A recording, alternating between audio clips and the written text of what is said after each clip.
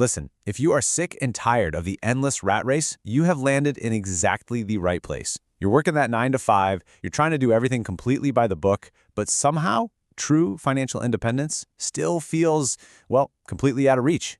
Look, I'm here to tell you, the problem isn't your work ethic. Not at all. The problem is the entirely flawed set of rules you've been handed. Today, I'm going to step in as your business mentor. We are going to strip away all the noise and walk through a direct, no-nonsense blueprint to help you finally break free from this cycle. We're going to completely dismantle 5 major financial lies that we were all taught growing up, lies that, frankly, are keeping you completely broke. So let me ask you a really direct question. What if literally everything, and I mean absolutely everything you were taught about money is a lie? What if the rules you are playing by right now were intentionally written so that you could never actually win the game? We're conditioned to just blindly trust the traditional education system, trust society, and follow conventional wisdom.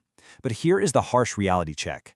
Our traditional system is perfectly designed to create excellent, obedient employees. It is not designed to create successful creators of wealth. Today, we're going to shatter those illusions completely. Okay, let's dive straight into this explainer. Here is our exact roadmap for today. First, we'll uncover the school money myths. Second, we're dissecting the bank savings trap. Third is the absolute critical battle of assets versus liabilities. Then, we'll shatter the illusion of bad debt. And finally, I'm going to give you your personal investment action plan. All right, part 1, school money myths and the great illusion of traditional stability. Here's where we confront the first 2 massive financial lies we've been fed since childhood.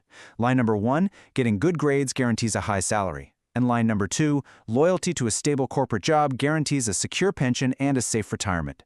School basically teaches us this outdated industrial age formula. It tells you that academic performance plus decades sitting at a desk equals lifelong security. But honestly, does the modern economy actually reward that?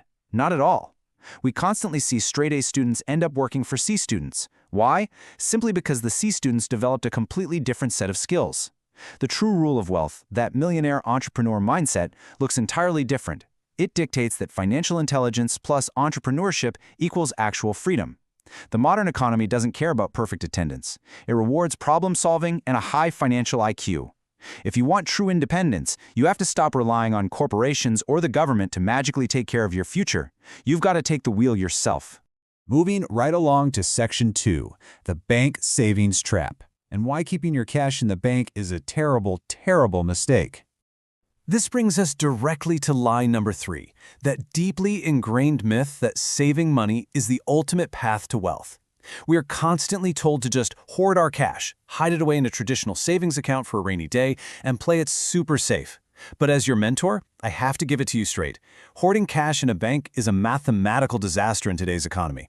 On one side, we have passive hoarding. You might feel totally safe looking at that bank balance on your phone, but there is a silent thief in the room, and its name is inflation. Think about it. If average inflation sits at, say, 4%, but your bank is paying you a fraction of a single percent in interest, your stagnant cash is actively evaporating. You are literally becoming poorer while doing absolutely nothing. The complete opposite of this is active investing. The only legitimate path to wealth is transitioning from being a passive saver to someone who actually puts their money to work. The poor hoard cash trying to protect it, but the wealthy, they deploy cash as a tool to multiply it.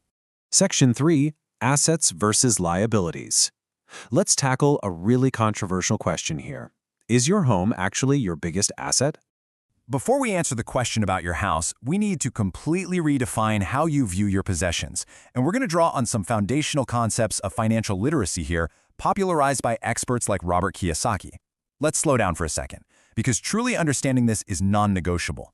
An asset is incredibly simple. It is something that actively puts money into your pocket. Period. Forget all the complicated accounting jargon. If a possession generates cash flow for you every single month, whether you're sitting in an office, sleeping, or lying on a beach, it's an asset. This could be a rental property, it could be dividend-paying index funds, or maybe a scalable online business. Assets go to work for you while you sleep. So the crucial point is understanding the exact opposite. A liability is something that actively takes money out of your pocket. Now let's address that sacred cow, your primary residence. Society screams at us that buying your own home is the greatest investment you will ever make in your life. But let's look at the actual reality for a second. You pay a mortgage every month, right? You pay property taxes. You pay for insurance, utility bills, constant upkeep. The roof leaks, boom, that's your money. The water heater breaks, your money again. Your primary home requires constant financial feeding. Therefore, strictly speaking in terms of cash flow, your personal home is a liability. It only transforms into an asset if you rent it out, and that incoming rent fully covers and actually exceeds all of those expenses. The wealthy get rich by acquiring assets. The middle class stays permanently stuck by collecting liabilities that they mistakenly call assets. All right, Section 4, the illusion of bad debt. How the wealthy actually use debt as leverage. And this brilliantly illustrates our fourth financial lie, the blanket statement that all debt is evil. We have all been taught to be absolutely terrified of debt. We've been told that a successful person is a completely debt-free person. But I really want to pull back the curtain on how the ultra-wealthy actually operate here. Because they don't run from debt. They absolutely love it, but they use it very differently. On one hand, yes, we have bad debt. This is when you borrow money to buy liabilities. Think consumer loans for a brand new smartphone, swiping credit cards to fund a lavish vacation, or taking out a massive car loan for a vehicle that drops in value the exact second you drive it off the lot. That debt makes you poorer, for sure. But on the other hand, we have good debt. This is using debt as financial leverage. This means taking out a business loan to buy equipment that literally doubles your production, or getting a mortgage to buy a rental property. You're using the bank's money to acquire an asset that generates more income than the cost of the loan's interest. You are quite literally using other people's money to build your own wealth. It's a game changer. Let's walk through a real-world case study of how this actually works in practice, which is going to completely debunk our fifth and final lie, that the system will eventually take care of you. Listen, you are the only one who can execute this. Phase 1. You identify your stagnant savings. You know, those dead dollars sitting in a traditional account just being eaten alive by inflation. Phase 2. Instead of blowing that money on a liability like a luxury car, you use those savings strategically as a down payment. This right here is your leverage point. Phase 3. You secure good debt from a lender to acquire a cash-flowing asset, like maybe a commercial space or a duplex. Phase 4. The asset goes to work. Your tenants pay rent, that rent perfectly covers the bank's monthly loan payment, and the remaining profit goes directly into your pocket. Your asset is now generating independent income. This is the exact step-by-step mechanical process of wealth creation. Section 5, your investment action plan. The transition from being a passive saver to an active investor.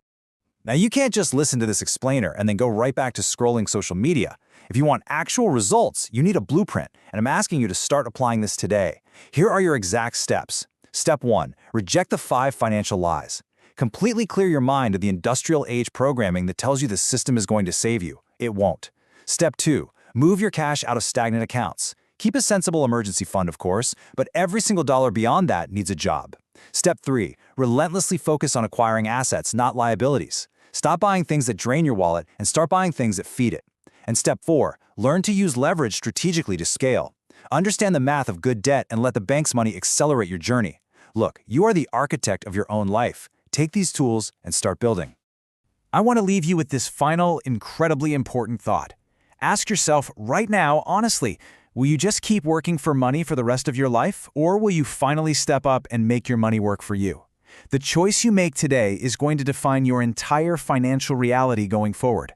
So stop drifting with the current of conventional wisdom. Start investing in your financial intelligence today. Until next time, get out there and take action.